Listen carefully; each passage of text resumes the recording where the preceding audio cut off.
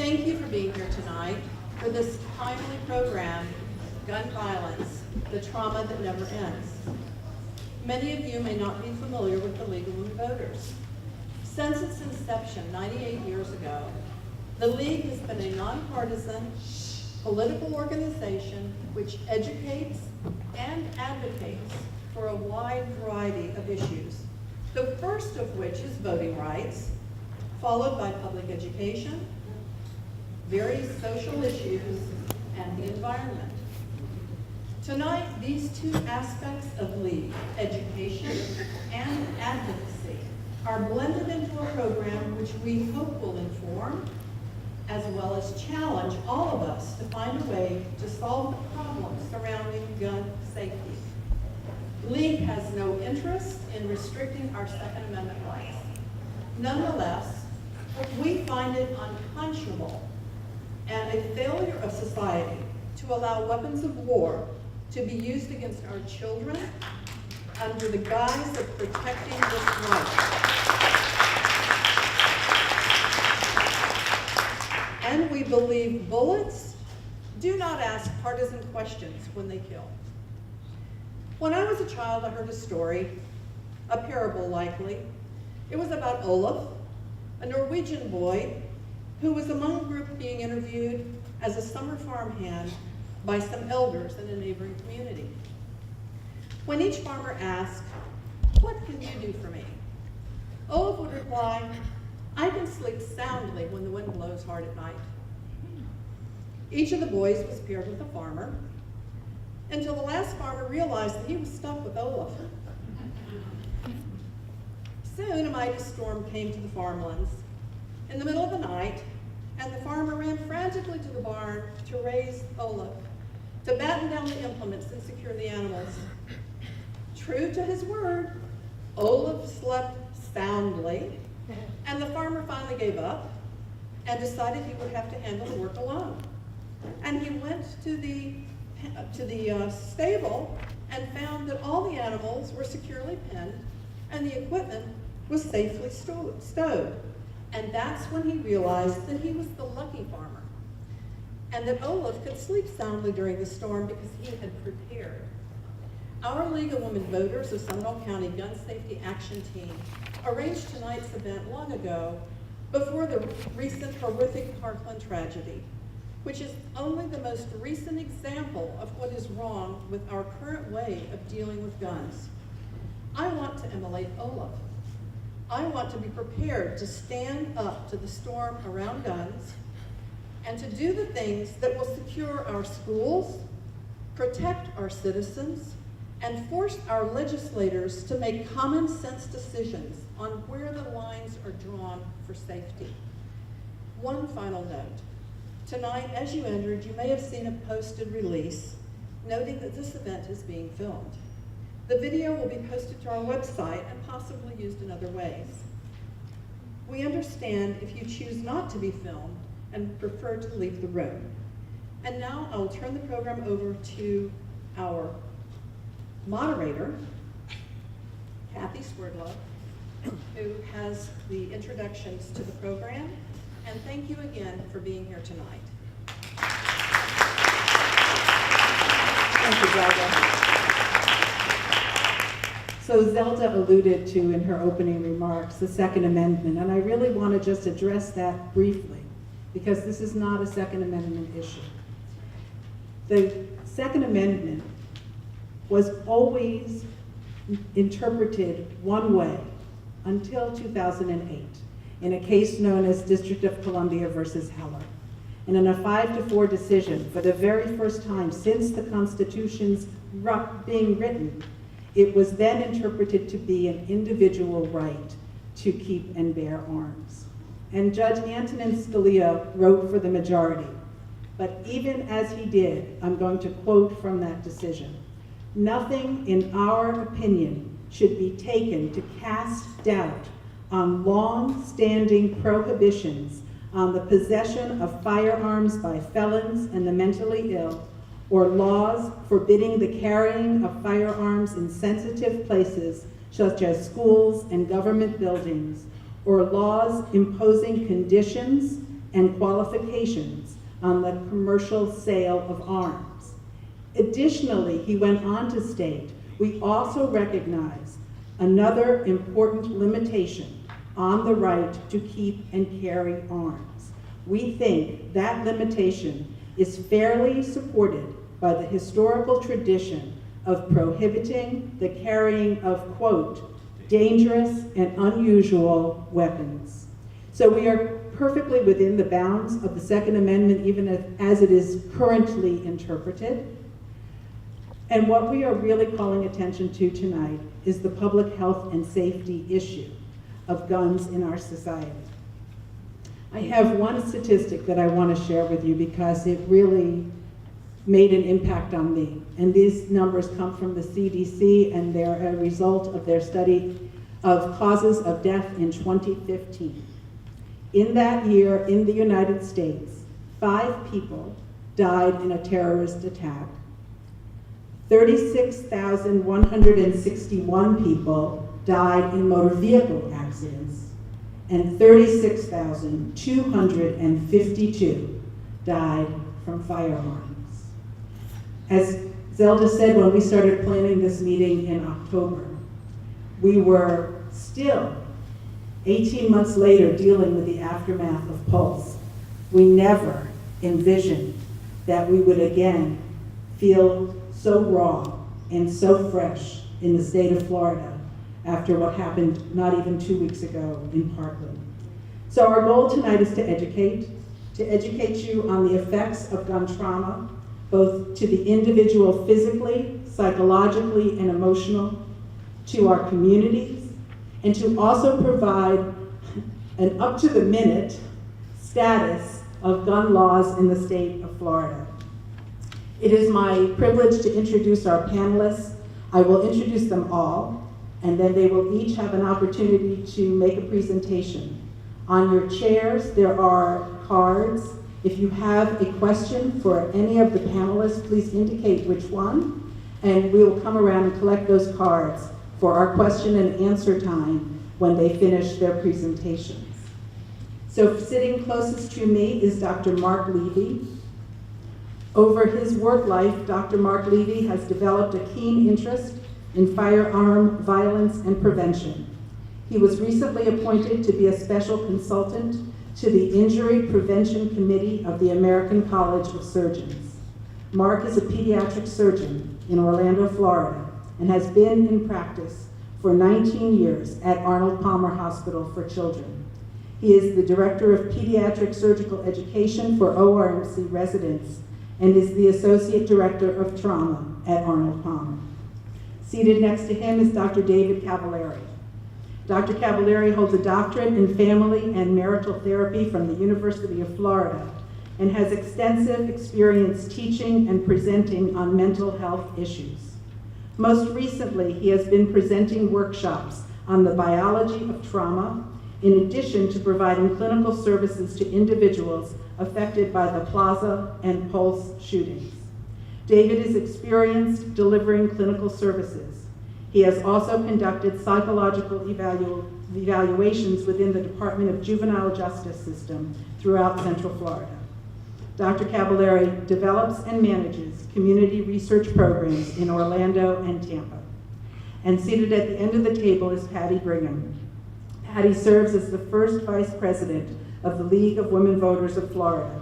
She formed and chairs the League's statewide Gun Safety Action Team and is co-chair of the Florida Coalition to Prevent Gun Violence. Patty grew up in Orlando and earned a BA in philosophy and an MA in liberal studies from the University of Central Florida. After several years at We Care, Inc., a suicide prevention and crisis intervention center, Patty forged a career in radio as a reporter, writer, and producer. She received a number of awards from media organizations, and additionally, she wrote about arts and culture as a freelance reporter for the Orlando Weekly. That is our panel, and we'll now begin with Dr. Levy. I'd like to thank the League of Women Voters for inviting me to speak tonight, and I hope I can give you some insight into how we feel on the medical side of the community. And I always, when I started talking about gun violence, I thought that maybe I could be somebody to bridge the gap and kind of bridge that disconnect between the medical community and the non-medical community. I think when you talked about the data from the CDC about the number of fatalities from gun violence in 2015, that was the 2015 data. The 2016 data shows that 38,168 fatalities from gun violence. So what makes a public health crisis? And I think the things that make a public health crisis are risk of injury and fatality to an individual, the monetary and the psychological costs to the individuals and the people around. So if you look at gun violence and just people who were killed by firearms and ranked it in CDC's ranking, number one is like up there with heart disease and lung disease. Those things. Suicide is actually number 10. If you just use firearms alone, it would be number 13, but it's not included by that. And if you think of suicide, half of all suicides are committed by firearms. And so that's around 42 to 44,000 people per year commit suicide, half of them by firearms. So to me, that's what makes a public health crisis. And how I got interested in this is I've always kind of been interested about gun violence and shootings. And as a pediatric surgeon working at Arnold Palmer Hospital for Children, we take care of pediatric trauma. And some of our trauma patients, although small portion of trauma patients, are gunshot victims. And I was often wondered, why these kids are getting shot. And I started looking back at our data and seeing that a lot of kids were shot in the morning. And just an example of one was a 4-year-old girl sitting on the couch watching cartoons on a Saturday morning. And reached between the cushions of the couch and had a loaded handgun. Maybe left over from the night before, maybe they brought it out the night before for protection, but didn't put it away, and it was left there, and she accidentally shot herself. She survived multiple operations, lost a portion of her abdominal wall, and has actually survived now as alive, which is great. I've had multiple other kids with similar issues shot in the morning. There's 2 kids who were shot in Sanford last year by an assault rifle. I took care of those kids. So it was kind of an ongoing trend. And we do have a national trauma database, and I actually queried our national trauma database to ask them, what is the timing and why do these gunshot kids have in the morning? And the answer I got back was not very fulfilling. It was like, well, this is information that we cannot provide. So that is kind of the overall gestalt I get when I start looking up gun violence and statistics. And there are multiple what we call open source databases out there about gun violence that look at mass shootings, keep track of things like that. But there is no single database that keeps track of all shootings. And if you look at like our National Highway Traffic NHTSA, National Highway Traffic Safety Association, you can find out if there was an accident on the corner of 436 and 1792. The speed of the car was the number of victims in the fatalities, and it's actually listed by longitude, latitude, everything like that. And I think we need something like that for farms that keeps track of everyone. In addition to that, there's no real database that kind of follows like who's buying guns and who has guns. And if you look at, let's say, just take the Las Vegas shooting. This is somebody who really had mental health issues, who went out and bought not one, not two, but I think between 15 and 20 assault rifles. Now, if there was a database that actually collected information on that would have probably sounded an alarm, where the FBI would say, you know what, this is a few too many assault rifles. Well, one is maybe too many assault rifles, but this is a few too many assault rifles.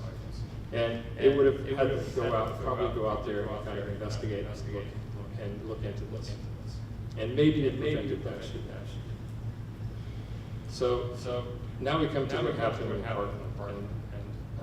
it's interesting because as over this time period, I have written a paper about the pediatric fatalities in mass shootings. And mass shootings there's multiple definitions, and again, this is something that needs to be cleared up. There's multiple definitions of what's considered a mass shooting, what's considered a mass murder. And when I was looking into it, one of the things I found is there's a difference between public mass shooting and domestic mass shooting. Domestic ones are the ones that happen in the house, and it's known by somebody known to the victims. So there's an intimate partner, an aunt, uncle, cousin, or other family member. And the fatality rate on those incidents is extremely high. And for the pediatric population, it's 43%. So 43% of those killed in those mass shootings are kids. In public mass shootings, it's only about 10%. So there's definitely a difference. And when we talk about mass shootings and you hear about them, we've had 156 mass shootings in the past 5 years. Well, it depends what your definition of a mass shooting is, so whether you use 3 or 4 people, and whether they're killed or not, or just injured. And so that information is kind of muddy, and it's a muddy water, and I think that needs to be cleared up as well. After the Pulse nightclub shooting, that's when I really became more active in speaking out about this. And after the Pulse nightclub shooting, one of the things I thought was, it's probably going to take high school students and college students to make a change to what's happening now as far as gun violence and gun laws. And the reason I thought that is because we've had shooting after shooting and nothing has changed.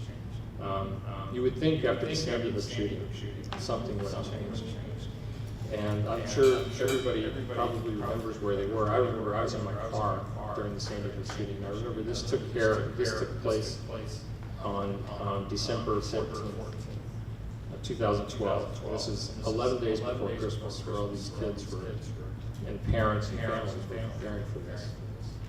And I remember driving to pick up one of my daughters and having to pull over because of this. And that didn't make a change. There's a different feeling after the Parkland shooting, and it's another school shooting. And the only way I can explain the difference is in the Sandy Hook shooting, although there were more fatalities, and it was kids, it was still the adults who were doing the speaking out. And in the Parkland shooting, it's the kids who are speaking out. The kids who are mobilizing, the kids who are wanting a walkout, the kids who want to go to school and make sure that they're safe at school and don't have to worry about this. And it's going to take the children of our society, I think, and the college students of our society to make a change, because it's a process of sometimes changing our elected officials, sometimes them becoming our elected officials, and moving on to that. And that's one of the things I thought that I could see as a difference between the shootings. One of the good signs that I saw, or maybe positive signs that I saw, is some of the things that are happening as far as the country. It seems like the majority of the country really does support safe gun laws. And it's not a question of that. Most people do. And some of our elected officials are still hamstrung by the NRA, who kind of pushes the voting agenda. And to be honest, it's not the NRA at its total. It's really the leaders of the NRA who's pushing this agenda. And they push the agenda to maintain gun sales and to protect the gun industry. And one of the things I look at as far as in research and so forth is dollars for funding for gun violence. And if you look at other causes of death around the United States, heart disease, lung disease, other diseases such as Alzheimer's, dementia, and so forth, and the number of dollars spent, and you compare that by the number of fatalities rate for gun violence, firearms only receive about 1.6% of what they should as far as funding. And the number of papers that are published about it is only about 4%. And to me, that's bothersome, especially because, and I looked this up, the excise tax on firearms, and in 2016, the excise tax on firearms collected was $750 million. And that's a 10% tax on the weapons and 11% tax on ammunition. That means the actual sale of firearms and ammunition is in the billions of dollars. So some of that money, part of it should be used for research. The tobacco settlement uses that money for research, and it goes to that. And we're hamstrung about research because of a Dickey amendment that passed in 1996 that said that you were not able to use government money, or the CDC was no longer funded that $2.6 million that it had before in order to research gun violence, because it had something on the lines of you're not allowed to do anything that has the specific wording is something about promote or affect gun control. And again, I don't like to talk gun control because that turns everybody off, but I just talk about safe gun violence. This amendment is to call the money away from CDC for doing any studies. And any other studies that have been done since 1996 or funding is a lot of it through private entities who funded. There is still some money from the NIH that gets funded, but it's not really where it should be. And it's a slap in the face when there's $750 million coming into the U.S. Treasury from the sale of firearms. And you know that, and I do know that there is something that can be done, and we can make a change, and that you can expect a decrease in fatalities just by looking at two specific examples. If you look at the National Highway Traffic Safety Administration and their funding over a 20-year period, their funding went from about $250 million in 1994, and in 2017 it's $1.1 billion. And in that time, they were able to prove a 30% decrease in fatality rate in motor vehicle crashes. And the way they did that is by studying it, by improving the safety of the cars, adding anti-lock brakes, adding airbags, adding all these safety systems that are doing that. A second example is OSHA, Occupational Safety and Health Administration. And over that exact same period of time, in a funding from $250 to $550 million, they showed a 35% decrease in workplace fatalities. And oddly enough, in the workplace firearm fatalities, so people shot in the workplace, that decreased by 67%. So it makes me think that if you can study something and you can make changes, that you can decrease the fatality rate associated with it. Just making sure the one thing I was talking to one of the news reporters about is the difference between a handgun and a firearm and an assault rifle. And not everybody here is a gun owner, but some people are. And just to give you an example of what's the difference, and kind of follow it. And I have an engineering background in college, so I kind of look into this. So a handgun, the typical handgun has a velocity of the bullet, so they call it a muzzle velocity of 900 feet per second. An assault rifle has a muzzle velocity of 2,700 feet per second. So it has 3 times the velocity when the bullet exits the weapon. And if you look at kinetic energy, which is the energy that's impacted on a person or whoever is shot or whatever is shot, there's an equation, it's called kinetic energy, which equals 1/2 mv squared, which is the mass and the velocity squared. So if you take a bullet that's shot out of a gun and a bullet, the same exact bullet, and shoot it out of an assault rifle, it would be 9 times as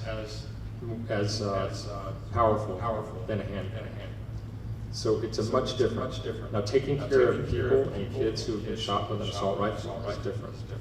A kid who's been shot with an assault rifle, where there's smaller body mass and a smaller area, the fatality rate is very high.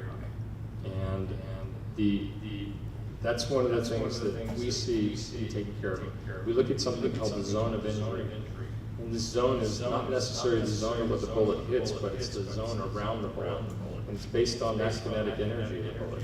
So it has 9 times as big a zone than just a bullet from a handgun.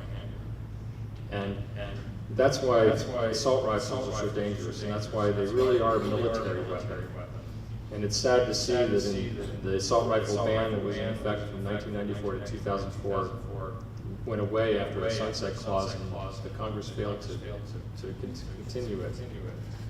And I truly believe that had guns and firearms been included in our Consumer Product Safety Commission, which was formed in 1972, that we wouldn't be having this issue, because their job is to make sure people are safe. They're safe in their homes with their microwave, they're safe in their homes with their dishwasher, whatever, that the house doesn't catch on fire.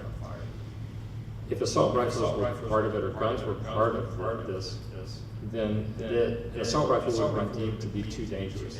In addition to that, the high-capacity magazines would have been deemed to be too dangerous. And yes, you could buy a handgun, and yes, you could buy a rifle, but these other things probably wouldn't be available. And it's unfortunate.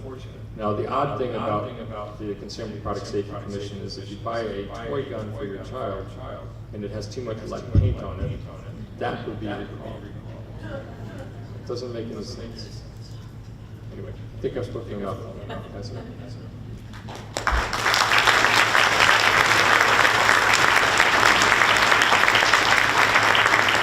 David, you're next.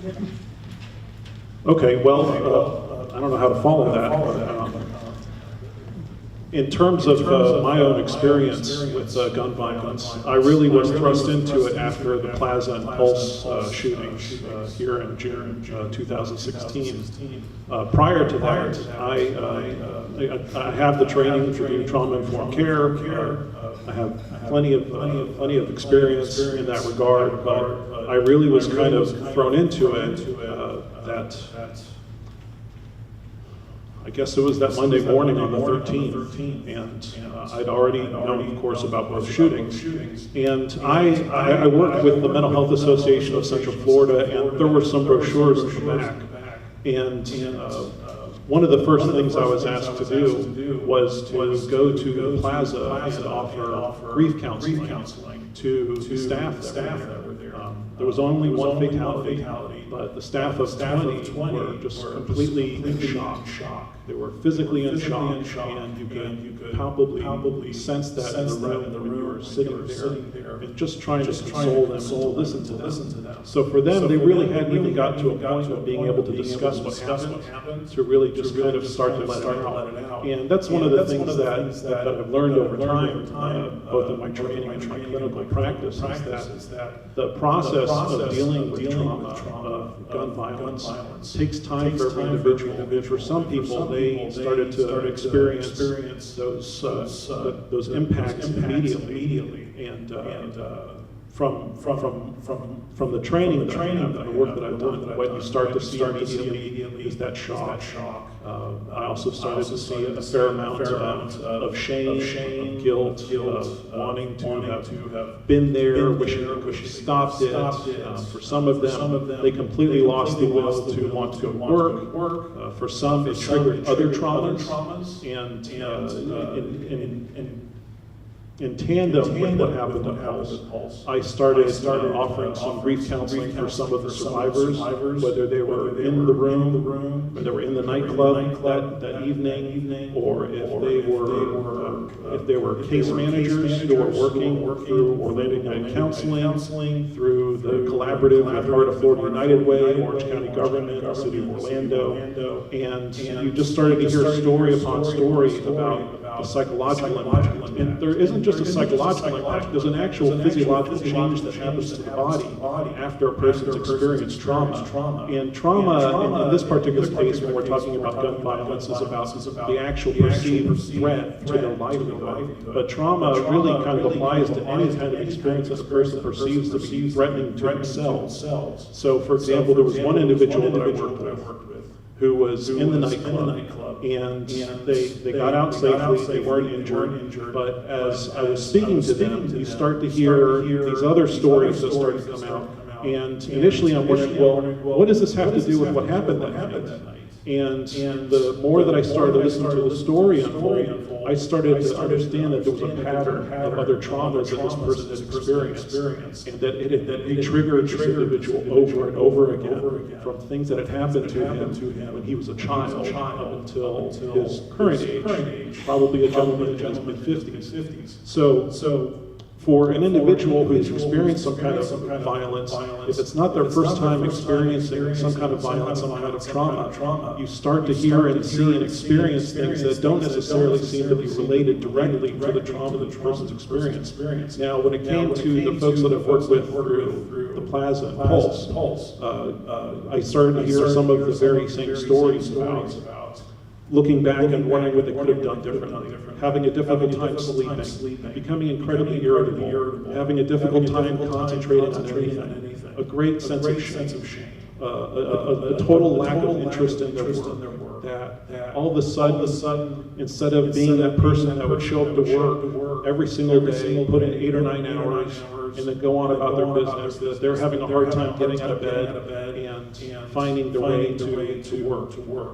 And when it comes to trauma, there are 2 specific types of trauma that are noted in the Diagnostic and Statistical Manual of Mental Disorders, which is published by the American Psychiatric Association. The 5th edition is out, and you have acute stress disorder, where an individual experiences a certain set of symptoms for 30 days or less. And in the instance of what we're speaking about tonight, what you're likely to see and experience, at least from the clinical background, clinical side of things, is post-traumatic stress disorder, where those symptoms last for 31 days or longer. And for some of them, for some individuals, regardless of whether it's gun violence, sexual abuse, physical abuse, the death of a family member, that for some people they live with that trauma for years and years and years. And for some of them, it takes a long time to kind of unpack and heal from it. I mentioned a couple of minutes ago that there is a physiological change to the body, and there are a few areas of the brain that are specifically impacted based on research that's been conducted with individuals who've been diagnosed with post-traumatic stress disorder. So when a person comes in and they're stressed, or they feel like they're experiencing panic, and they're unable to drive by a certain part of town, or they can't engage in a relationship with a certain individual, and you start to hear more and more of their narrative unfold, you start to understand that there is an actual physiological change to the brain. The hippocampus, the amygdala, and the prefrontal cortex tend to be associated when you look at the research with post-traumatic stress disorder. And for those parts of the brain, they're very important when it comes to remembering things, developing new memories, determining what's a threat, what's not a threat, prioritizing what's threatening and what's not threatening. And the fortunate thing is that an individual isn't condemned to this for the rest of their lives, that a person can heal from this. The reality is that for some of the people that I've worked with, for example, there was another individual who for 6 months seemed to be completely fine. And then one day, they are driving home from work, and they're listening to classical music. And all of a sudden, the person starts bawling, and they start crying for absolutely no reason. And there doesn't seem to be a direct correlation between their experience with that particular trauma and them listening to classical music.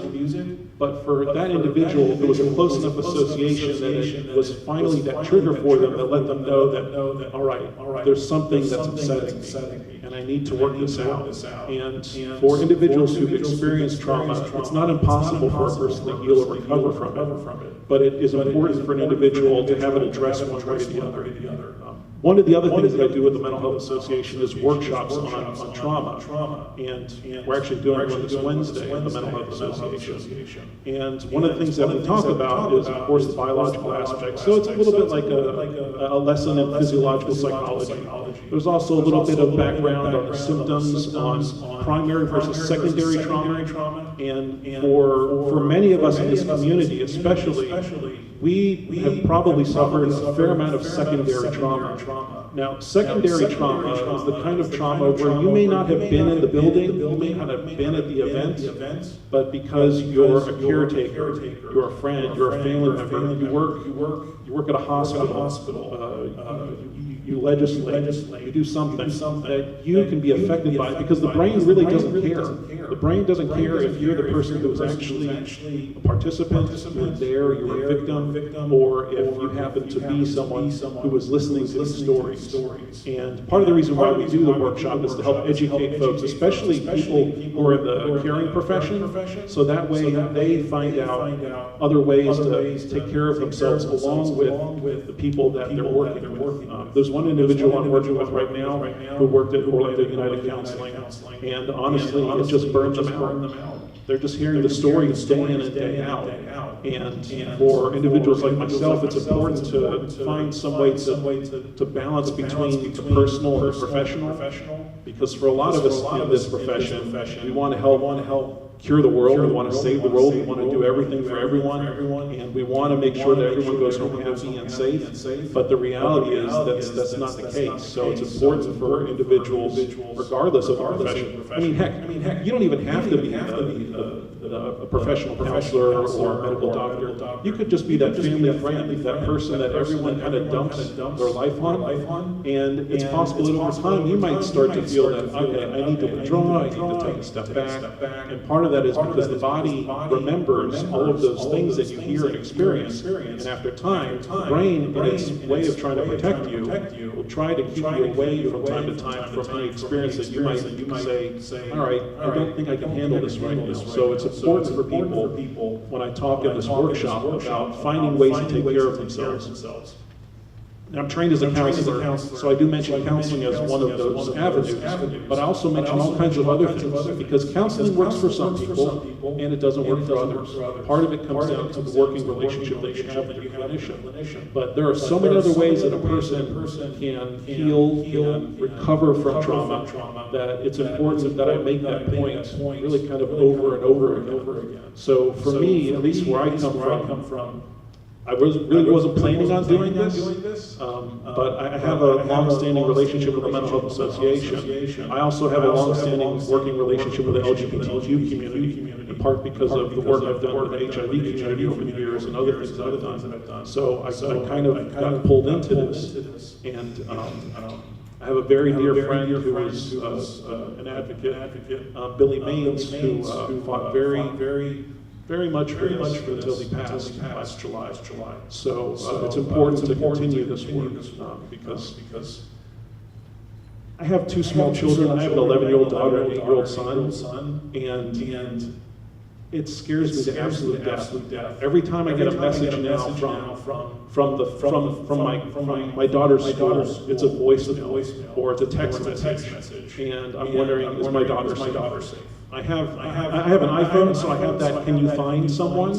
And just as a parent, I have no problem checking in on my daughter and saying, all right, she's out of school. But from a personal standpoint, it absolutely terrifies me to think that my children have to grow up in this kind of environment. And I would much rather use my training for something else. But the truth is, this is probably not going to be the last time we're going to hear about this. And it's important to have people out here who are trying to make some kind of a difference. The reality is that you have the Mental Health Association of Central Florida, who happens to be a great referral source, but there are other entities in the community that people may not be completely aware of that are out there to help people who are in some kind of crisis. That if they are someone that you happen to know who have been through something and haven't reached out to someone, there are resources available to them. And I think part of the problem is the continued stigma regarding mental health issues. And hopefully, maybe out of this tonight, some folks will take hold of this and try to help someone.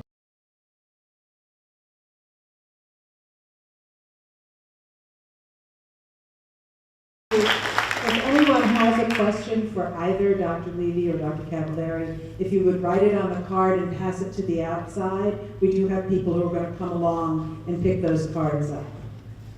Patty, go ahead. Good evening. Well, thank you very much for inviting me to be here tonight. It's an honor to speak on behalf of the gun safety team for the League of Women Voters of Florida and for our Florida Coalition to Prevent Gun Violence, which has over 100 partnering organizations now. And of course, all of you, how many of you are League members? many of you. Well, the League is nonpartisan. We never take positions on candidates or political parties. We do take positions and strong positions on policy after study and consensus building and reaching. We educate and we advocate. And I must tell you that the students from Marjorie Stoneman Douglas High School are getting quite an education right now. I want to tell you a story about what happened in Tallahassee today in the Florida Senate Rules Committee hearing. There were 1,200 students from Parkland who went up to Tallahassee to protest. And of course, they've been protesting and lifting their voices ever since the shooting occurred. So they went up to Tallahassee, and 3 bills were heard. These bills were a response to the shooting. Governor Scott's bills called for no arming of teachers, his recommendations rather, and a number of different proposals, mental health, raising the age limit to buy a rifle from 18 to 21, and instituting a 3-day waiting period to buy a long gun or a rifle. The legislators filed 3 bills in response, and those bills address a number of the issues that Governor Scott put forward. However, those bills, Senate Bill 7026, would indeed arm teachers at public schools. So these students, many of them appeared in a large committee room today to speak, and their number one message is, we want these assault weapons, these semi-automatic weapons of war, to be banned.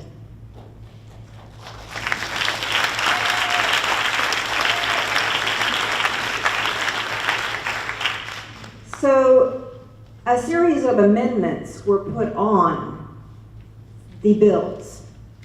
2 of the bills, the biggest bills that include many of the proposals that the governor put forward, that the legislatures put forward, were combined into what's called the train bill, which is much harder to deal with. And I'm sure some of you who worked in education a few years ago when that train bill came through, it's very tough.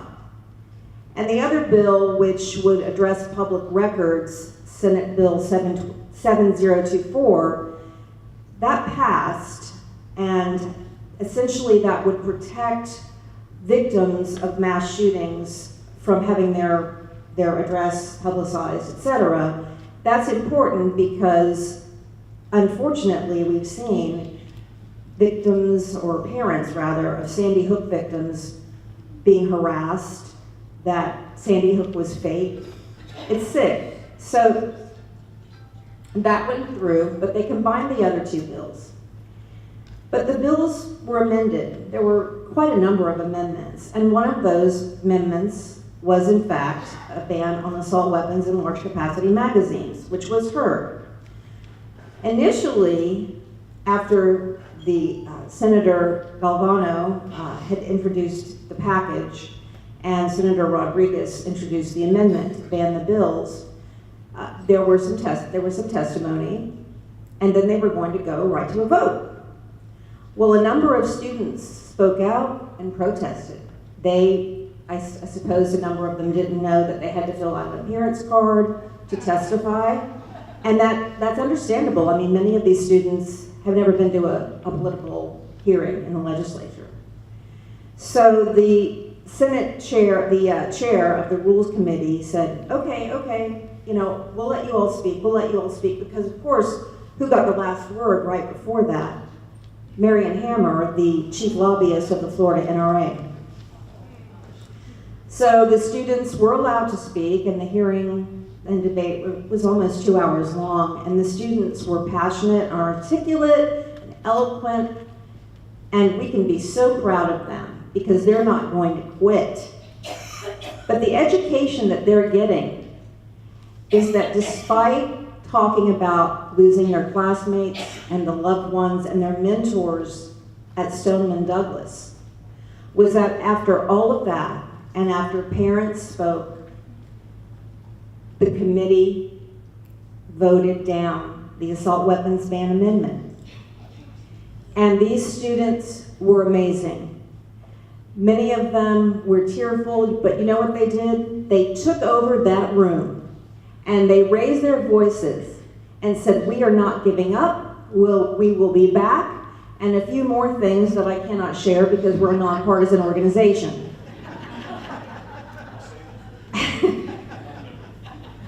But what we're dealing with right now is also a concern on our campuses.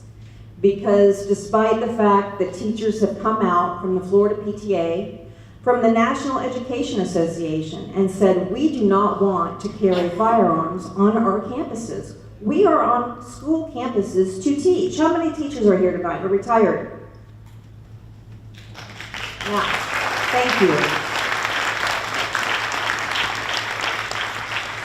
So, our legislature right now, certain people in the legislature, and unfortunately, you know, this is a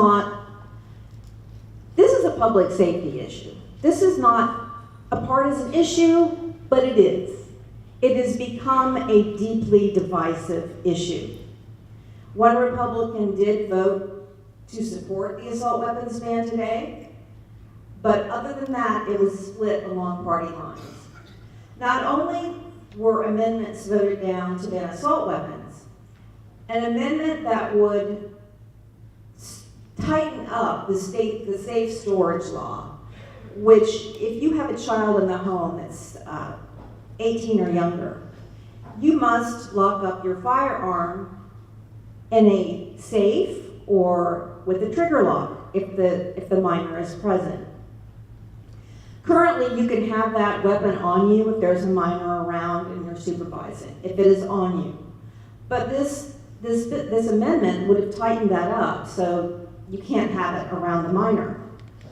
Our legislative committee today voted that amendment down. So they voted down the safe storage amendment. They voted down a bump stock amendment. And really, the bump stock has gotten a lot of publicity, but there are many ways. If you go onto YouTube and type in bump a gun, you can bump one of these rifles to be semi-automatic or fully automatic with a paper clip and a rubber band. You do not have to have an accessory that you buy. So the whole bump stock issue, while we support a bump stock ban, is really, it's superficial. It's a cosmetic, but they didn't want to do that. So our future lies in these young voices and in all of you, the grassroots. And what we're seeing is, and I'll agree with our other speakers, what we're seeing is Americans coming out in polls with new records.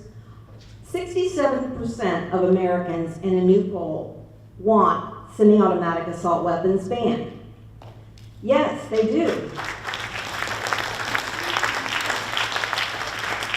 Approximately 95% of Americans want to expand background checks to close the private seller loophole. Yes, they do. And it's up to us to make our legislature listen, because right now, these legislators, at least in the committee today, dug in, despite the stories of these students.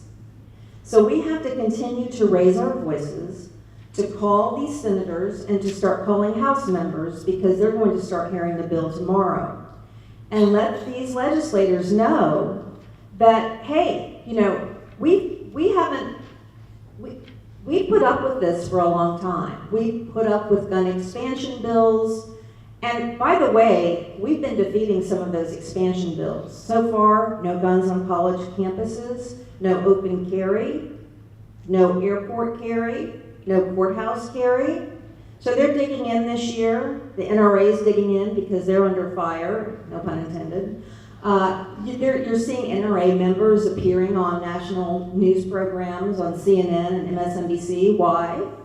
Because they're nervous. And there is a difference this time. Because with Sandy Hook, these children were so young, and it was the parents. This time, it's students who've grown up with school shootings, and they've just lost their classmates and loved ones and mentors, and they've had enough. Secondly, what else makes this different? The legislature has had to respond this time because during the Pulse shooting, the legislature was not in session. Third, what makes this different? This is a fact. This is an election year. It is. So things are changing. We cannot allow ourselves to become discouraged. And if we see these bills continue to move, we have to continue to raise our voices, but we also need to remind ourselves that the tide is turning, and it's not always going to be this way, because the more the public becomes involved, and the more we educate ourselves about just how shifty and ugly the National Rifle Association at the top is, the better we can protect our young people from more of these mass shootings with these assault weapons. Thank you.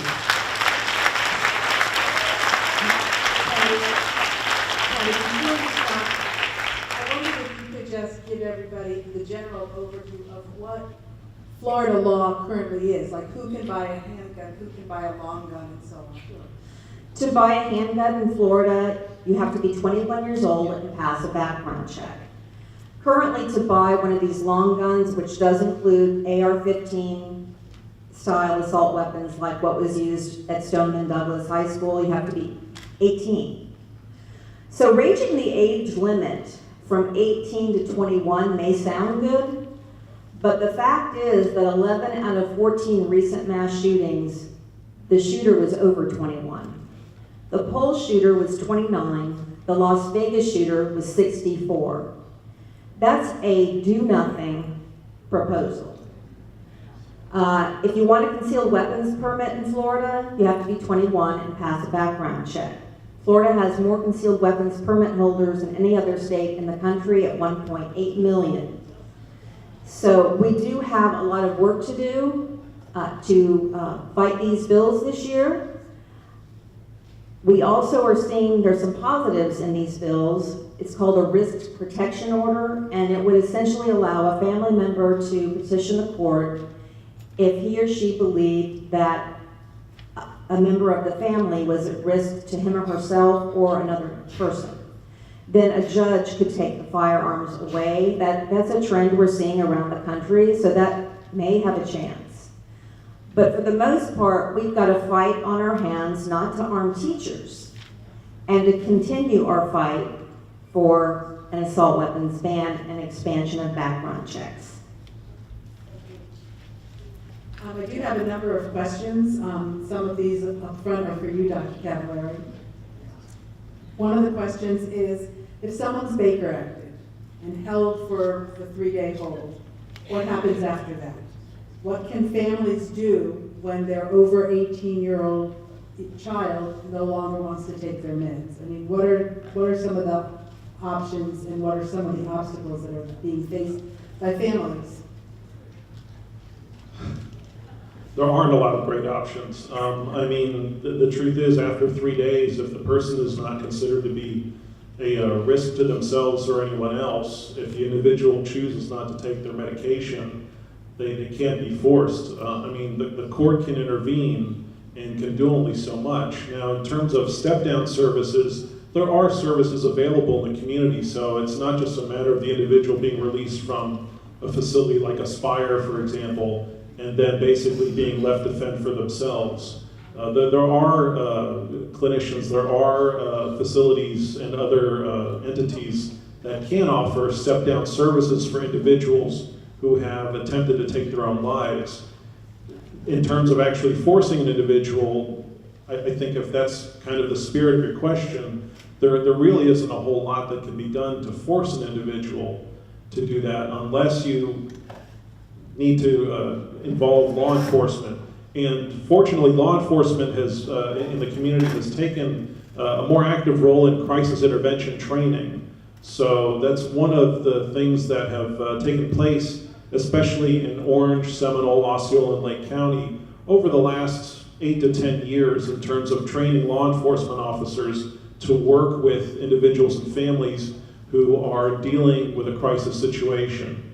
There are some limited mobile crisis units available in the community, but frankly, not enough, I'll just say right off the bat.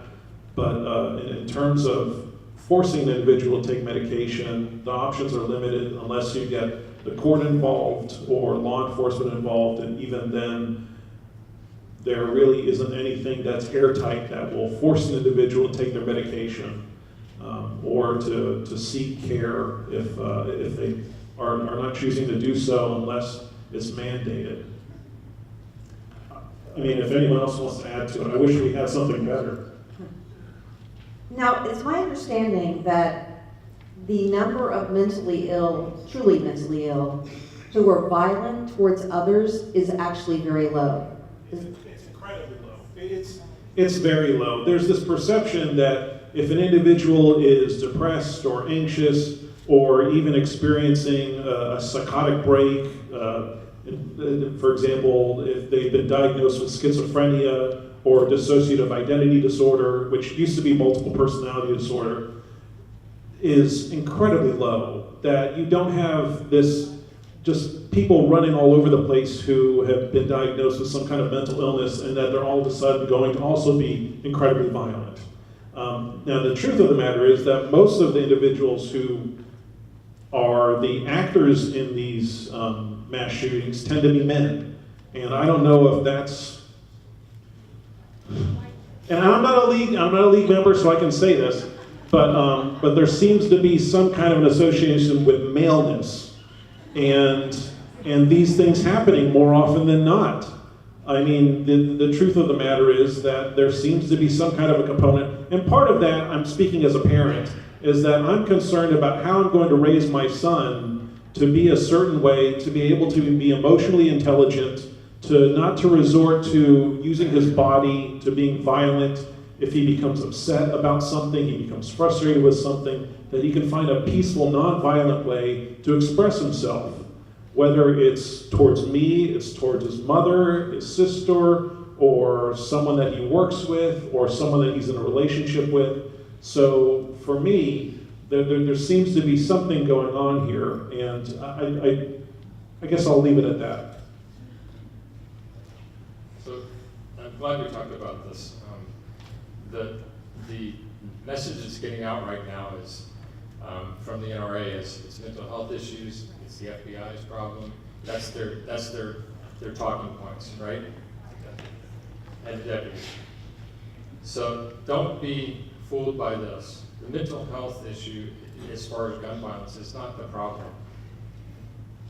There have been plenty of studies that have shown this, and studies that show that a person who has mental illness is no more likely to hurt another than any other of the general population. They are more likely to maybe harm themselves, and the access to a firearm makes it more possible. So every time I hear it on the news, every time I hear it in the paper, it bothers me. In addition to that, our country has no different level of mental illness than any other country, but we have way more mass shootings and killings from firearms than any other country, except for maybe one. So that debunks this idea. So you can't go along with that. That's why I mean, one of the things that I've heard floated after the Parkland shooting was that the individual, Nicholas Cruz, was possibly diagnosed with autism. And I started hearing a little bit more about, well, autism does this, autism does that. I'm thinking, that's absolutely asinine. This would be one of the only instances I've ever heard where someone would try to use autism as some kind of a behavioral explanation for a mass shooting. It is just absolutely true that individuals who are struggling with some kind of a mental illness are not going to be going out and engaging in violent acts towards others. If anything, they may be able to take something out on themselves, but even that is incredibly low for the general population. It's just not true. There just is absolutely no data or research to substantiate that. And even anecdotally in my clinical practice or with other clinicians, that just doesn't hold water. The other one I wanted to point is he's talking about men doing this. So in the study that I've done, I looked at mass shootings between 2009 and 2016.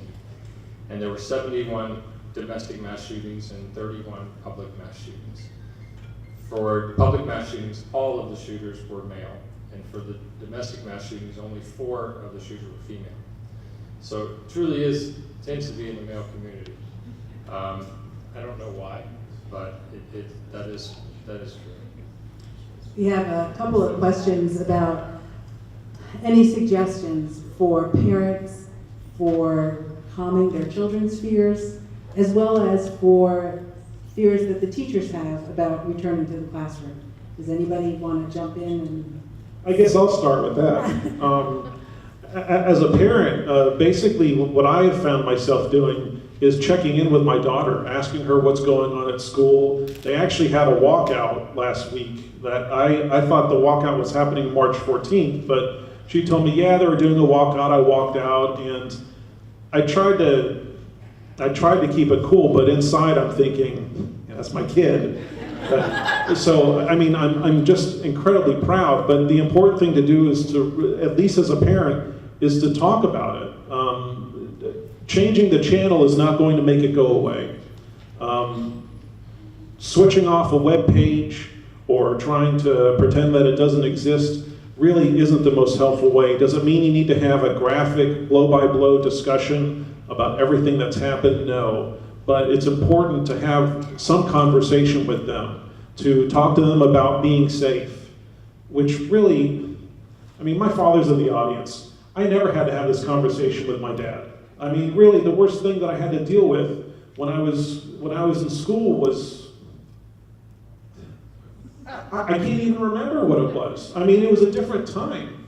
And part of me is scared. Part of me is, as a parent, as a dad, I'm scared for my kids. But that's not going to deter me from talking to them about it. And when my son asks me about it, I try to explain it in a way that an 8-year-old might understand it. So I don't try to go on about mental illness or Armalite Rifle 15 and that you have to pull the trigger for it to shoot out a bullet, or the mass impact that Dr. Levy was mentioning, or the legislation that's going on. But I do talk about that there are other kids that are out there trying to do something about this, because adults haven't been able to make those inroads for whatever reason. Oh, no, well, I mean, really, at the end of the day, it's not a pleasant conversation. Probably the unpleasantness that a parent might feel talking about sex with their kids. But this is something that's real. And the reality is, what happened in Parkland is not going to be the last one. We're going to be dealing with this again until something actually changes. Because Sandy Hook didn't change anything. I knew Pulse wasn't going to change anything because part of it was tied into the LGBTQ community and the Latinx community. And in those two particular communities, the way that they intersect is going to make it more difficult to enact any kind of meaningful change. It's the same thing because I worked in the HIV field for about 15, 16 years. And the reality is, until you had Ryan White show up and testify before Congress, this little heterosexual white boy who became infected because of a blood transfusion, that you had many gay men fight and fight and fight and die until this little boy came about and Congress finally did something about it. And now, because this little boy did something about it, the world of HIV care has changed quite a bit. So when Pulse happened, I knew nothing was going to change. And I saw it break the hearts of people that I love dearly.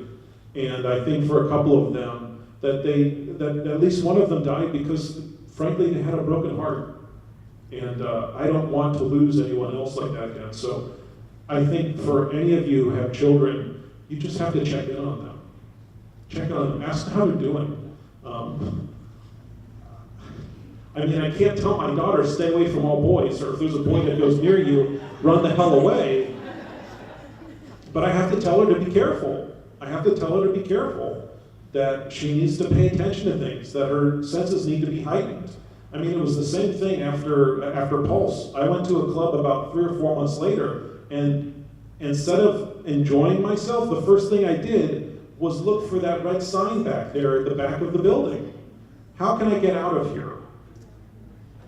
And I'm sure many of you have experienced something similar to that as a community, we've really been harmed by this. But as a parent, it's important to talk about it with them and to try and use language that they can understand. And if you feel that you're at a loss, I'm sure that if you need it, I'd be happy to pass on whatever information I have that I can find and research for you. But there are definitely resources out there, unfortunately, that speak to talking to your children about these things.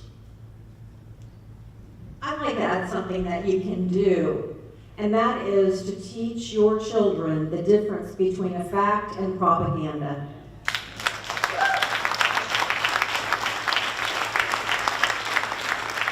The NRA is masterful at propaganda.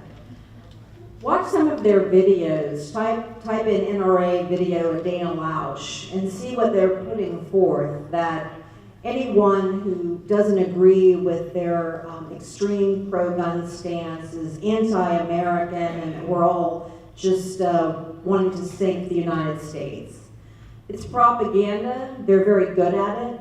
They're very good at making it look like you have to have a gun to be an American. They work with the manufacturing industry. This is about money. That's what this is about. And another part of the problem with the NRA and how they've changed, I mean, they originally began as a gun safety organization. They were not involved in politics. Then they established a political arm, and I believe it was the 70s. It became very political. And with this marketing that's become more extreme over the years and the propaganda, it's like we have a gun fetish in our country. It's not about hunting. I mean, when my mom grew up, her dad had a rifle and he went hunting. This is about gun love. I mean, this is a completely different animal that we're dealing with. So I think that we point out the difference between facts and propaganda, point out the propaganda of the NRA, and it's important not to buy in it. It's important not to buy in these red herring arguments that we're just trying to take your guns. It's important not to buy into that, because all evidence to the contrary, when they spent 8 years convincing or trying to convince people to stock up on guns because President Obama's going to come take them away, quite the opposite happened. Gun sales went way up. So we need to challenge propaganda at every moment. And Patty, that's a good segue. We've had about a half a dozen questions relating to the culture of guns in America, the impact of movies and video games. People have questions. So any of you that want to jump in as to what the influence of those things are they things we need to address? Nobody wants to pick up a mic. Great. But that's one of the things that you hear often. Right, yeah, I mean, I've heard that too, the equation between video game violence, movie violence, and gun violence. And if you go back to the, oh boy, I can't believe I don't remember the name, the shooting in Colorado. Columbine, thank you. No, Columbine. Because Columbine, back in the late 90s, was attributed, I think, in part to a video game, I think it was Doom. And the truth is, there were so many other factors that were playing into it that you know, in terms of the research that I can recall, when it comes to violence and whether it's real or simulated violence, is that it's important that if the child is going to be observing any kind of violence, especially if it's real violence, that the parent needs to be there and explain it or limit it. In terms of video game violence and its impact, the truth is, I've grown up playing video games for a while. It increases aggression in children. There is. The studies are really clear. They're clear, but the truth is that over time, and really how large of an impact it is unclear, because if you really need to research it, well, what it's very clear what have you hurt in terms of the relationship between video game violence and actual violence as it plays out over the lifespan. Increasing aggression. Yes. And that can be. What she's saying is that there are studies that link the link between aggression when it comes to video game violence and aggression over the lifespan. And that's true. That's true. I mean, there have been long-standing studies that look at aggression and modeling of behavior. So there is a relationship there. In terms of a specific relationship between video games, I'm not quite as sold on it. However, being exposed to video game violence, to movie violence, to real life violence, doesn't have a positive impact over the lifespan. It's very clear. And I mean, the reality is when you go to a movie theater, most of the time, unless you're watching a G-rated movie, is going to include some kind of violence, some kind of violent component into it. And One way it gets involved is that the difference between. Excuse me, can you wait till we have time afterwards? Because not everybody can hear, and that was the point of the question. So thank you. I mean, in terms of modeling behavior, there certainly is a relationship. In terms of a specific relationship between video games and movies and violence, I'm not quite convinced of it at this point. But again, there isn't a whole lot of research conducted on this. A lot of rigorous research that I would feel particularly comfortable citing. And this doesn't have to be complicated. There's something here that's been staring us down for a long time. Easy access to guns. That is the main problem. Easy access to firearms. It is too easy to go into a gun show and buy a weapon from an unlicensed dealer who does not legally have to run a background check. So just what is the history of that person? Do they have a criminal record? We don't know. We need to close these gun show loopholes. It is too easy to buy a gun. Concealed carry permit holders.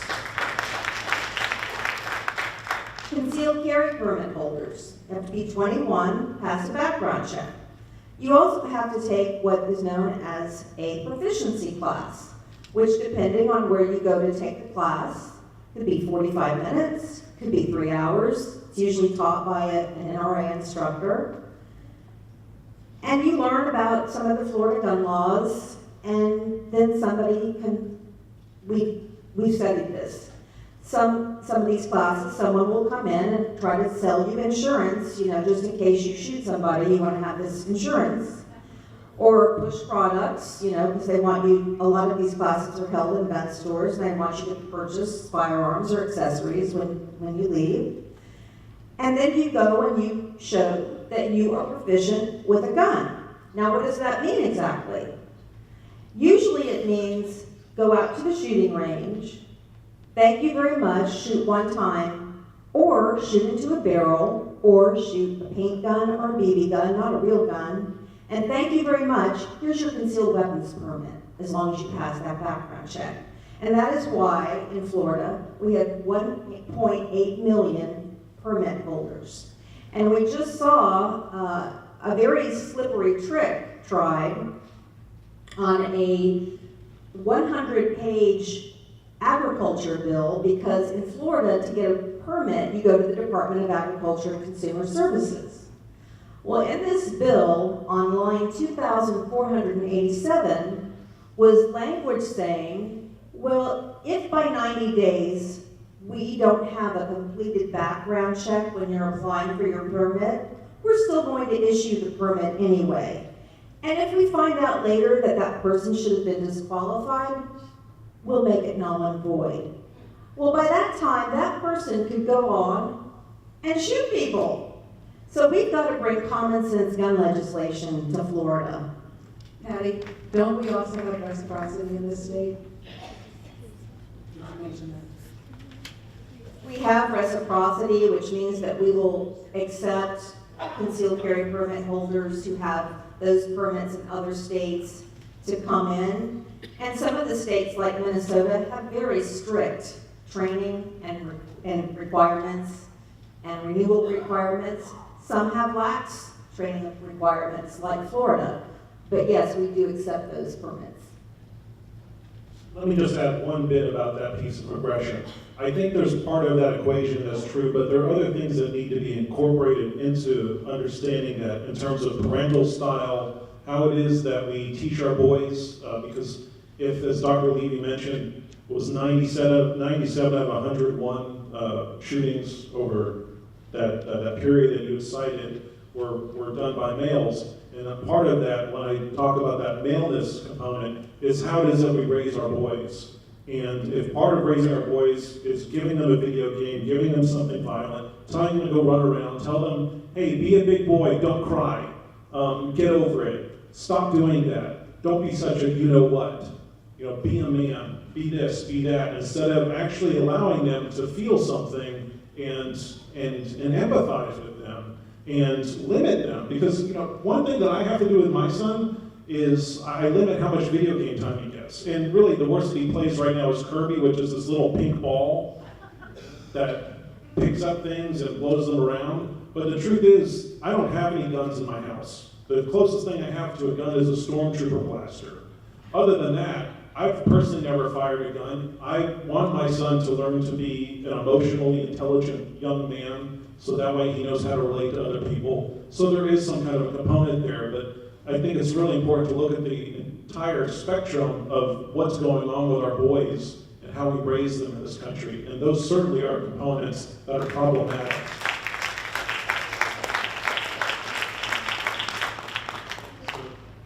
One of the things I want to tell you is that I looked at the number of firearms that are produced in the United States. In 2014, there were 9 million guns produced in the United States.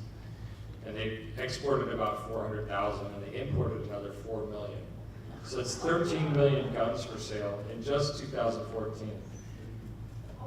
When we talk about this, the thing that I have is, a problem I have is, we're always talking about defense. And now they're talking about arming teachers. So we want to buy more guns to protect ourselves from guns. It doesn't make sense. The problem starts with the gun being out there and people who shouldn't be able to have them. And improving our national instinct background check system is one of them. Only 38 states comply with this and loosely comply with it. And these loopholes that happen at every one of these gun shows, which, believe me, I feel like there's a gun show every month in Orlando. I mean, every time I turn around, there's another advertisement for a gun show. And this is just another opportunity for somebody to buy a weapon and not get a background check by somebody who's walking up and down the aisle selling a gun.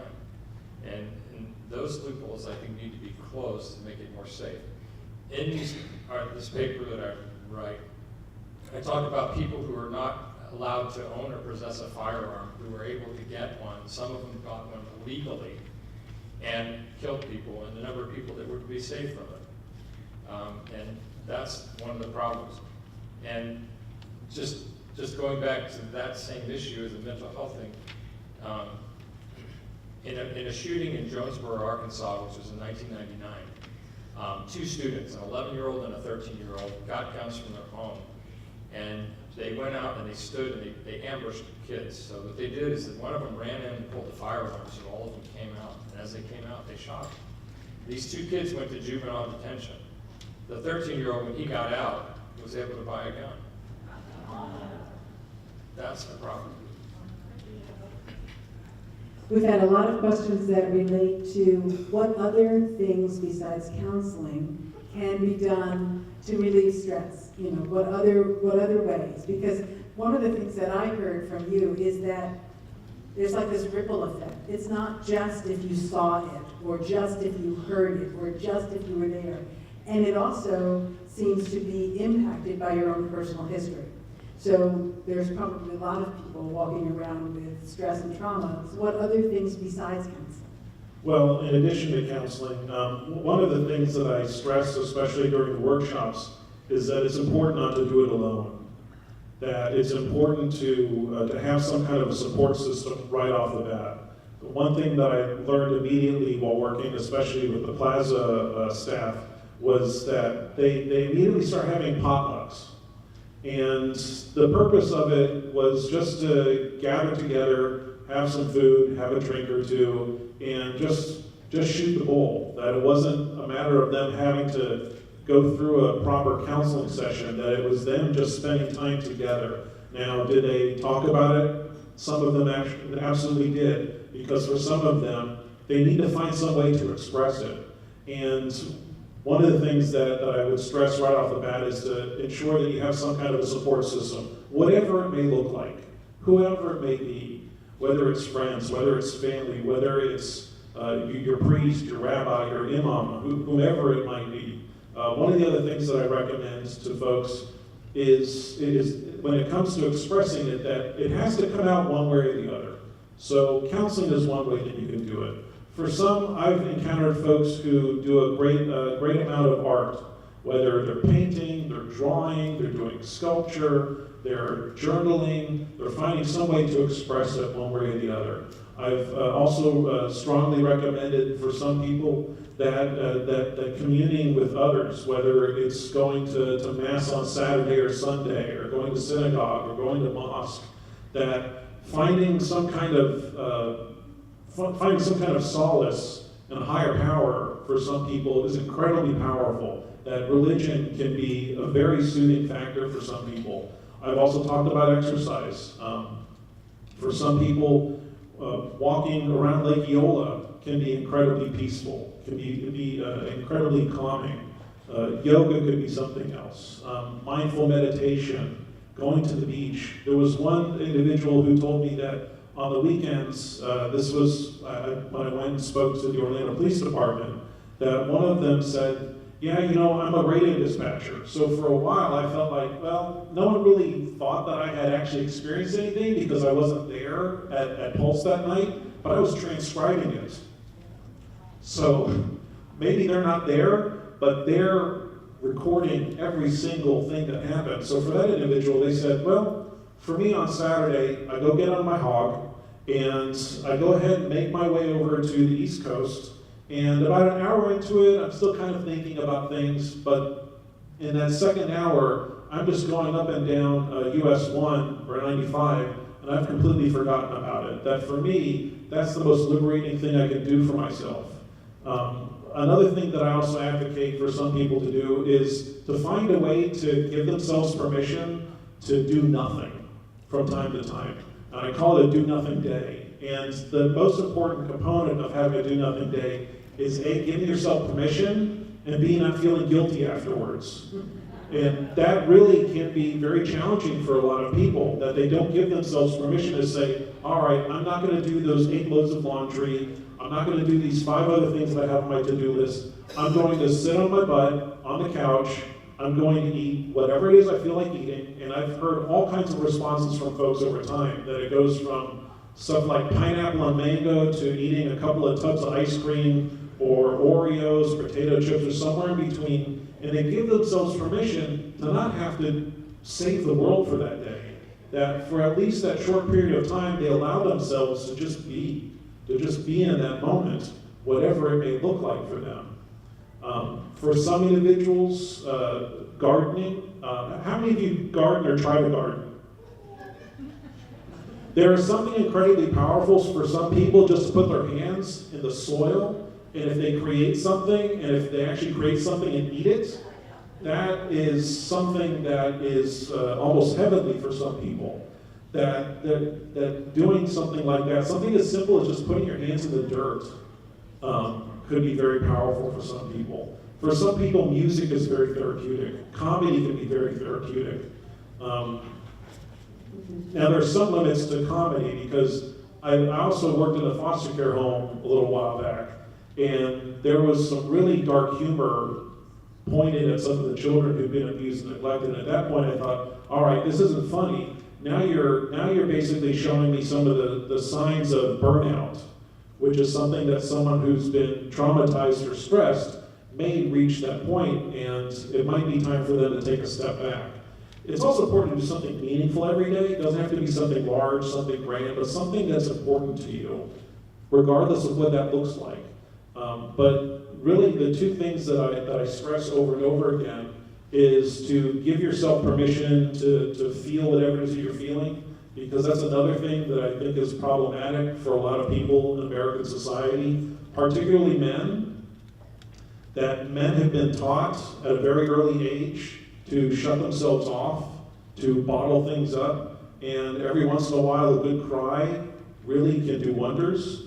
And the other thing is to not do it alone, that you have friends, you have family that you can rely on. And counseling certainly is important too, but counseling is not the be-all and end-all. Even though I've been trained to be a counselor, I don't think that it works for everyone.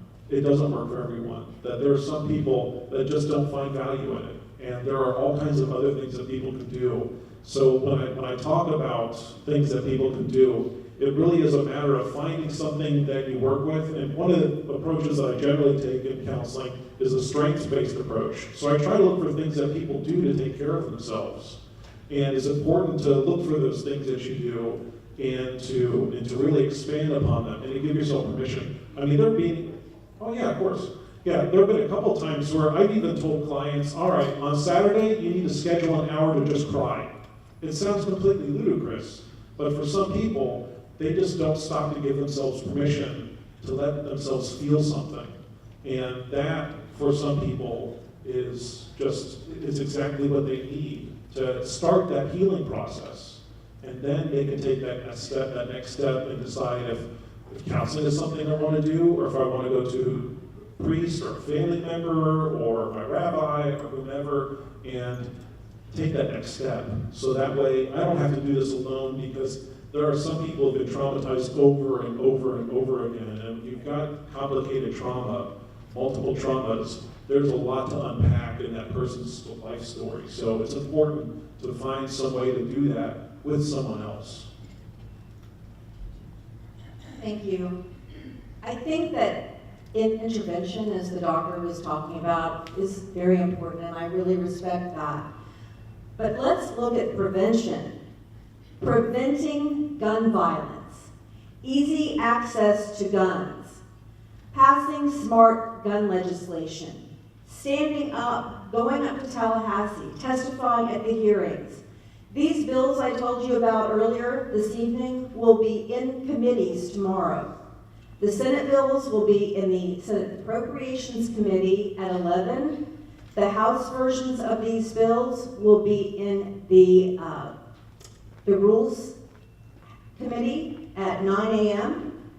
If you are concerned about your children's school becoming the location of a mass shooter, please call these legislators and tell them to vote no on Senate Bill 7026, that anything less than banning these semi-automatic assault weapons, weapons of war, weapons of mass destruction is not acceptable, that we want expanded background checks added to these bills, that cosmetic changes are not enough. We've got to start focusing on prevention and legislation. Dr. Lee, did you have anything you want to add? No. I think we're going to wrap it up at this point. First of all, I want to thank our panelists. I think they deserve a round of applause. I hope that you have gained some insight on your chairs. There was an evaluation form. Please don't get up yet. There was an evaluation form. We would really like you to complete that so that we have a way of figuring out what to do next. I also want to share with you that I am probably somewhat of an eternal optimist. And although we are looking at a huge task, I'm old enough to remember when smoking was everywhere.